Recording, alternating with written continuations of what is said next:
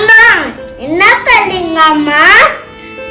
Mummy வந்து உனக்கு form fill பண்ணிட்டு இருக்கேன். ஓகே, ஃபார்ம்ல name, date of birth, mother tongue இதெல்லாம் ஃபில் பண்ணும். ஓகே அம்மா எனக்கு ஒரு டவுட்.